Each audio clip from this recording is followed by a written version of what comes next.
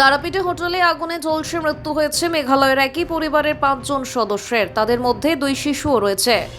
সূত্রের খবর, হোটেলের সবচেয়ে উপরের তলায় ছিল ওই পরিবার। আগুন লেগেছে জানতে পেরে শিশুদের নিয়ে সকলে একসঙ্গে পালানোর চেষ্টা করেন।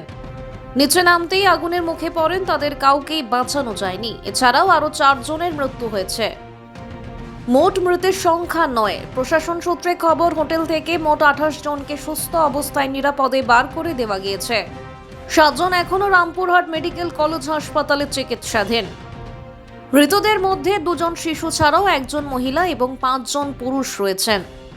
মেঘালয় সাউথ গ্যারো হিলস জেলার শিববাড়ি গ্রাম থেকে তারাপীঠে পুজো দিতে এসেছিল একটি পরিবার। মৃত্যু হয়েছে রাজেন্দ্রনাথ, তার স্ত্রী আশানাথ, তাদের 8 বছরের পুত্র ঔষনাথ মদকের।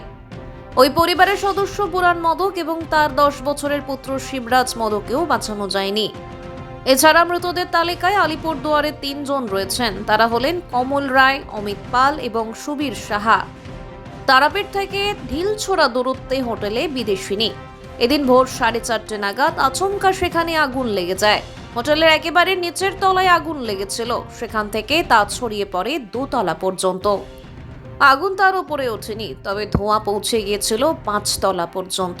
হোটেলের আবাসিকরা অধিকাংশই সেই সময় ঘুমোচ্ছিলেন।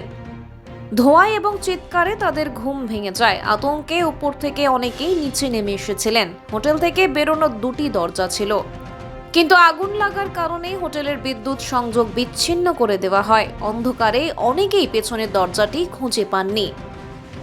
তারা সামনে রিসেপশনের দিক দিয়ে বেরোনোর চেষ্টা করেছিলেন, তার ফলে একেবারে আগুনের মুখে পড়ে যান। অনেকের অভিযোগ পেছনের দরজাটি বন্ধ ছিল, তাই সেখান দিয়ে বেরোনো যায়নি। তবে হোটেলের অগ্নি নির্বাপন ব্যবস্থায় ত্রুটি ছিল না বলেই জানিয়েছেন দমকল।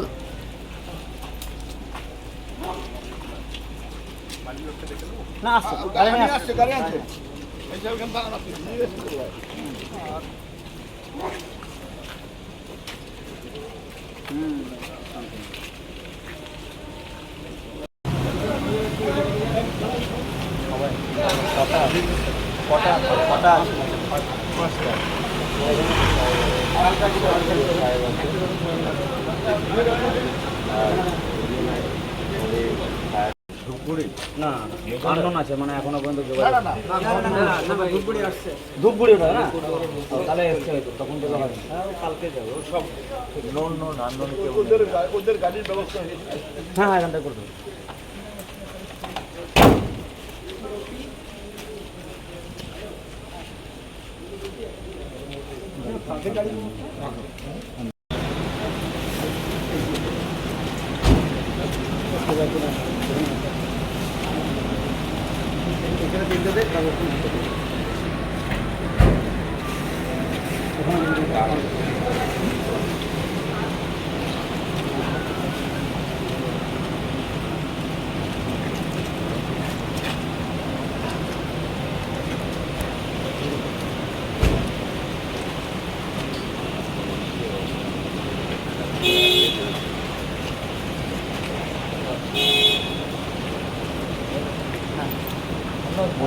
আপনার দ্রুত আপনি ডেসে রাখুন। ইউনিফর্ম আছে ওটা।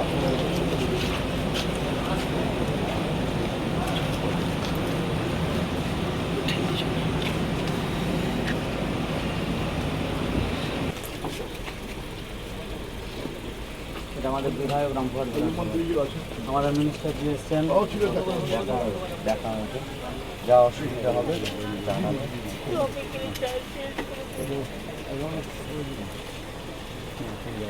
দিচ্ছে পুলিশ, লোক যাচ্ছে তো, পুলিশের কনস্টেবল যাচ্ছে সঙ্গে, তার ব্যবস্থা করছে। ঠিক আছে, এখন যাই হোক, দুর্ঘটনা ঘটে গেল, আর কিছু করার তো নাই।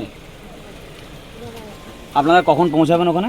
কালকে কালকে কালকে রাত হয়ে যাবে তো। কালকে রাত হয়ে যাবে। ইনার স্বামী, বাচ্চা, বোন, বোনের বর, বোনের ছেলে, মানে পুরো পরিবার নষ্ট হয়ে যাবে। আস্তে আস্তে চালানো। আপনারা ড্রাইভার তুমি বেরিয়ে যাবো। পুরো আপনাদের যে কান্নাকারী এসপি সাহেব, মন্ত্রী, আমরা সবাই বসে আছি, সকাল থেকে বসে আছি।